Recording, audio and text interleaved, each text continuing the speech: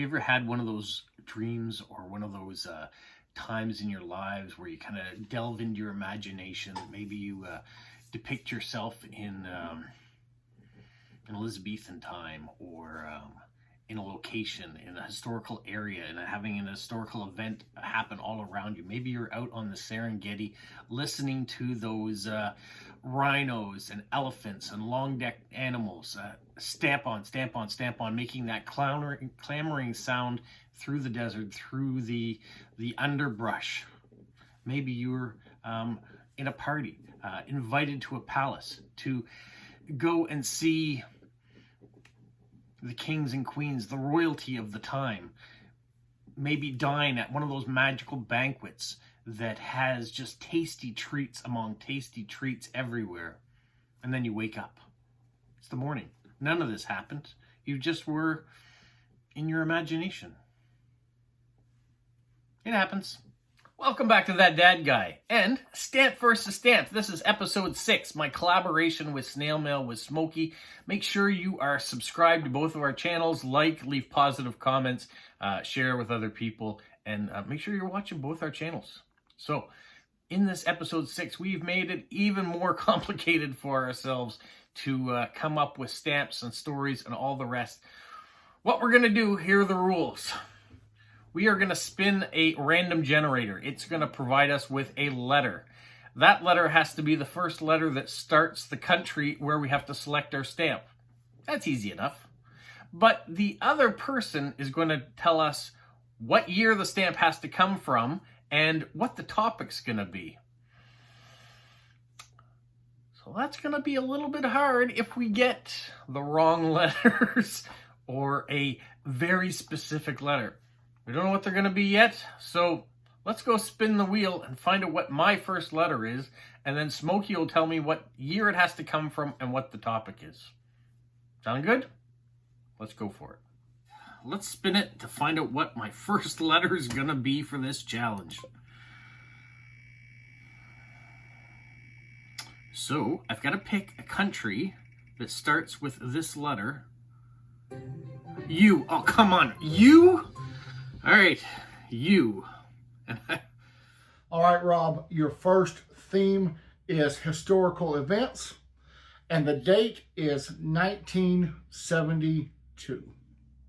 So my first challenge, I'm using the letter U, and Smokey has asked me to find a stamp from 1972 that has to do with a historical event.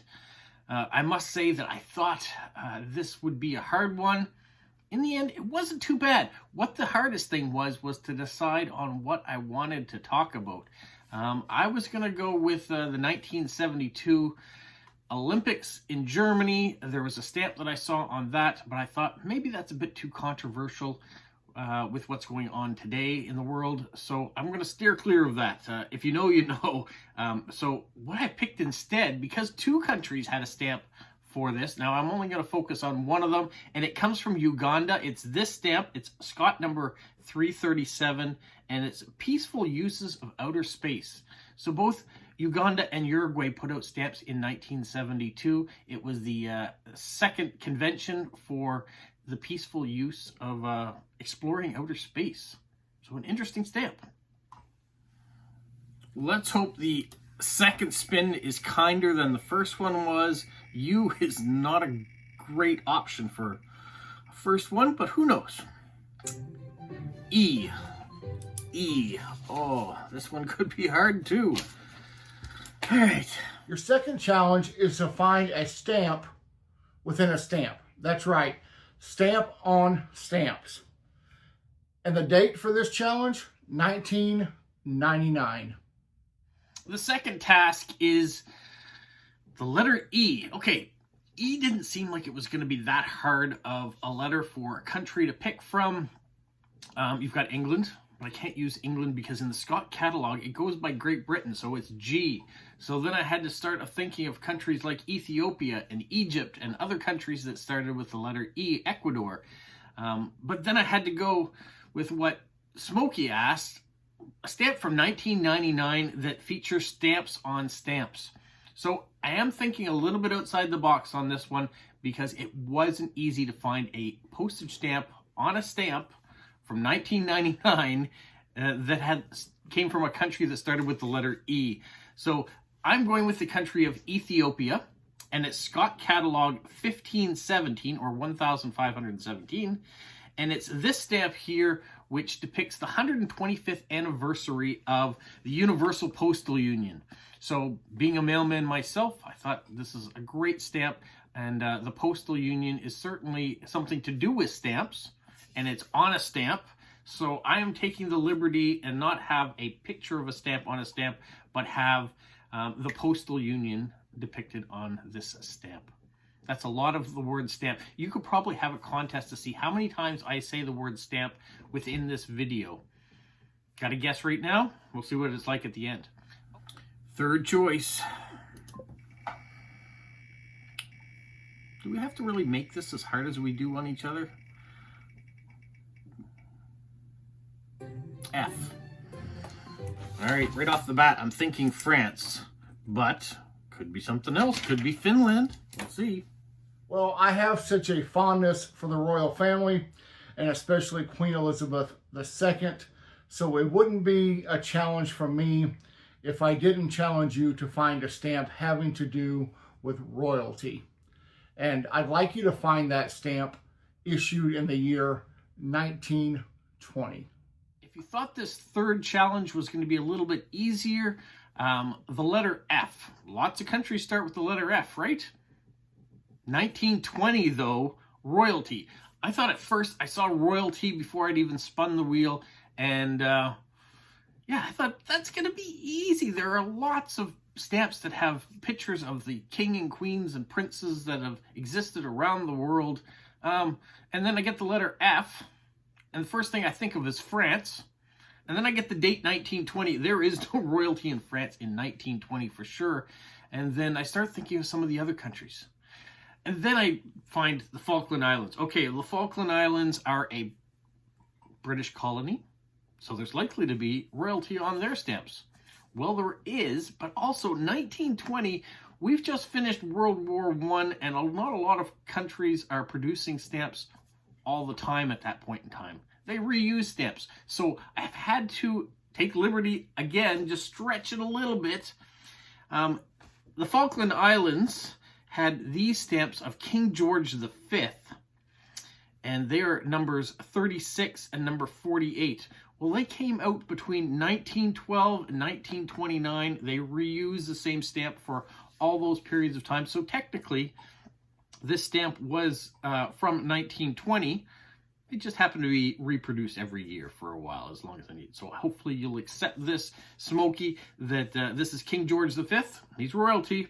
He's on a stamp from a country, the Falkland Islands, starting with F, and it happens throughout the 1920s. One of these has got to be an easy one, doesn't it? Fourth spin. Fourth spin. Where are the C's and the A's? No, let's go with a G. All right, G could be Germany, though. There's lots of options there. Well, Rob, you and I are both foodies, so I thought it fitting to add a food stamp to this challenge. So the theme for this fourth challenge is tasty treats. And while you're at it, make sure the stamp was issued in 2009. Last number 4, 2009 stamps of tasty treats from a country that begins with the letter G. There are lots of countries with the letter G, and I found one.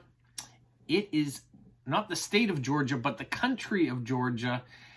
In 2009 put out these stamps. They're Scott numbers 562 through 568, and there are grapes.